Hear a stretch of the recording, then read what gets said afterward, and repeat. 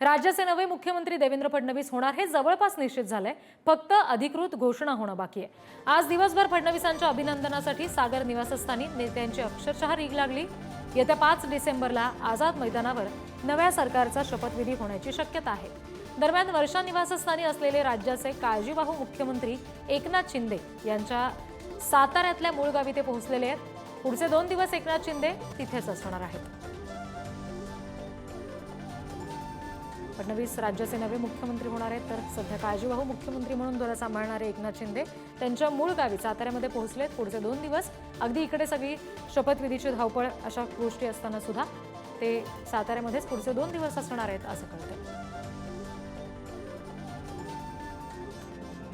मुख्यमंत्री पदासाठी भाजपच्या वरिष्ठ नेत्यांकडून फडणवीसांच्या नावाला दुजोरा मिळालेला आहे, संमती मिळालेली आहे आणि आता उपमुख्यमंत्रीपदी नेमकी कोण शपथ घेणार, त्याचबरोबर मंत्रिमंडळात कोण असणार याची उत्सुकता सगळ्यांना आहे। आणखी तपशील आपण घेणार आहोत। प्रतिनिधी निखिल चव्हाण आपल्याशी जोडले गेलेत। निखिल, एकंदरीत कशा पद्धतीने आता हा सगळा घटनाक्रम पुढे जातोय, फडणवीसांचा होणारा शपथविधी किंवा मुख्यमंत्री अशा पद्धतीने म्हणजे काळजीवाहू मुख्यमंत्री आता सध्याच्या क्षणाला साताऱ्यामध्ये असणं, पुढचे 2 दिवस ते तिथेच असतील असं काही कळतंय, त्याबाबत काय तपशील?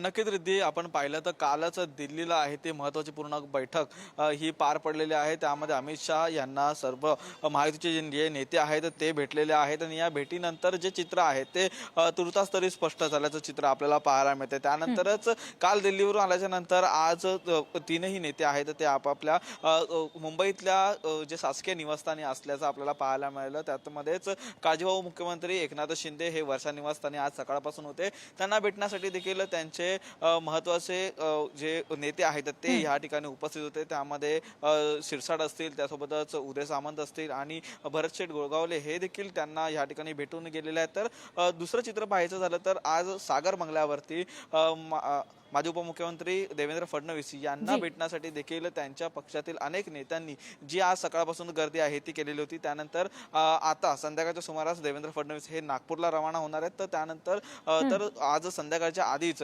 काळजीवाहू मुख्यमंत्री एकनाथ शिंदे हे या ठिकाणी दरे गावाला देखील गेल्याची जी संपूर्ण चित्र आहे ते आपल्याला पाहायला मिळालं। हे दोन्ही नेते आहेत ते आता 2 दिवस तरी आपापल्या मूळ गावी आहेत ते असणार आहेत। त्यामुळे ह्या संपूर्णपणे ज्या सत्ता बसवण्याच्या किंवा या ठिकाणी सत्ता स्थापनेच्या पूर्णपणे तयारीमध्ये दोन्ही महत्त्वाचे नेते आहेत ते आपापल्या ज्या मूळ गावी आहेत ते असताना आपल्याला पाहायला मिळणार आहेत।